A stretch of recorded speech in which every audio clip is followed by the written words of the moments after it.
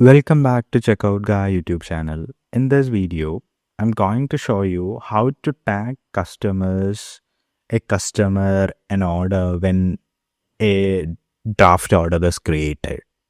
So if you're new to this channel, please subscribe to our channel. So for this, we're using the Shopify Flow app from Shopify App Store, which you can install it directly from Shopify App Store, and it's a free app. This video is sponsored by Next Discount, the only Shopify app that lets you cap discounts. Example, offer 10% off but stop the savings at 200 rupees. Next Discount handles it automatically.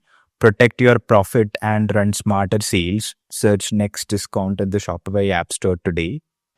So after installing the app, you'll come to the app section. So this will be the app section.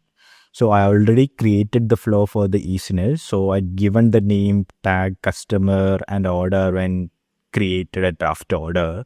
So I'll explain the flow for you. So when any order is created, then we are checking. So basically Shopify takes draft orders in a way, it's like an app.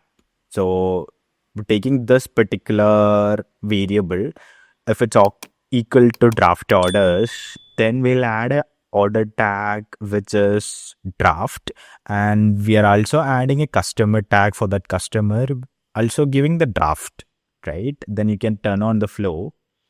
Then any orders created, we'll check this, and if it's equal to draft orders, then it will tag the order and it will tag the customer. So this is how you can track your draft orders easily. And I think this will be helpful for you. And for your listener, Shopify is also added a template, and this one is also on the template. So you can search for the same thing and you will see the template. You can easily take this particular from the templates itself. So if you're finding this video helpful, please subscribe to our channel. Thank you.